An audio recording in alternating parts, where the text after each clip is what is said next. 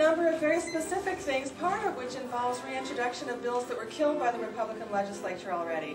And I would work at making coalitions so that we could actually move these things through to passage.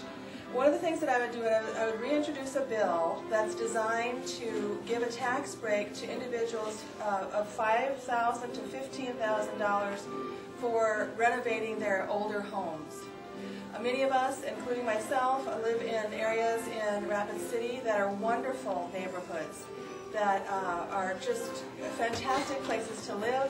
However, they're aging, and if we renovate our homes, that's where a lot of our prosperity is the major asset that most people have is their home and the value of their home. And if we can give homeowners a tax break for actually improving and renovating their homes, tax breaks from $5,000 to $15,000 for those renovations, not only do we save our neighborhoods, but we also help taxpayers, help people increase the value of their home and become more prosperous that way.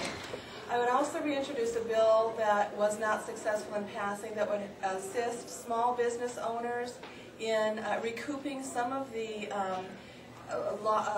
costs that they have for preparing their state taxes and submitting their state taxes, and would allow them to be compensated for that collecting and remitting of sales tax. That would help local small businesses. I would work with the issue on the repeal of the food tax. Now let's be serious, that's never going to happen. We're never going to repeal that in this state because it's just, so many people are opposed to repealing the food tax, but I would secondarily work toward targeting and assisting families that can benefit by asking for their reimbursement for the food tax and create a way to streamline that process so that more people can access that. Legislature to raise the minimum wage, and every one of those bills over the course of a decade have been killed in our legislature. However, there is a federal minimum wage, and I think that the United States Congress did act on that last year or perhaps the year before, and so states are coming up to conform with that, including South Dakota. One of the things that happened, I think, last legislative session is that there was a bill that was introduced to convene a study that was called the South Dakota Commission on Higher Pay and Economic Prosperity.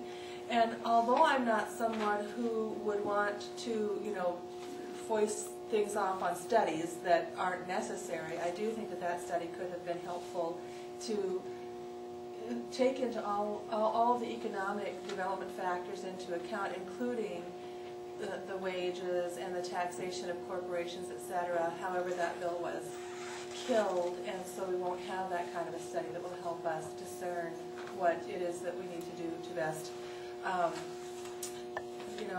move forward with economic development in the state. I guess I would kind of come at that from a different direction and almost kind of backdoor the whole thing by dealing with the issue of lobbyists and legislators being paid by the mining industry to put forward mining industry favorable legislation that overlooks health and safety and environmental concerns of the citizens here. And so I think one of the things that I would encourage, and I know that this is probably an unpopular point of view, is to vote yes on Initiative Measure 10, because that attacks and limits the lobbyists' access to legislators. It kind of cuts that lifeline.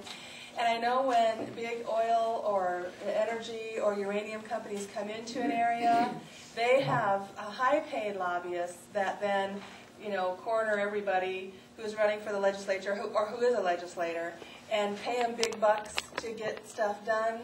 And if we stop that pipeline of money to legislators, we're less likely to get legislation that is really favorable to the mining industry and unfavorable to the citizens of South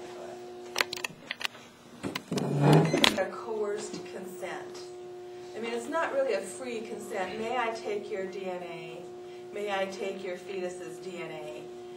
No, you can't. You can't. That's not an option.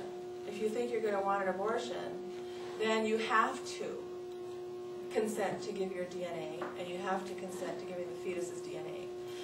So that's a coercion or a duress element of the law that's bothersome to me.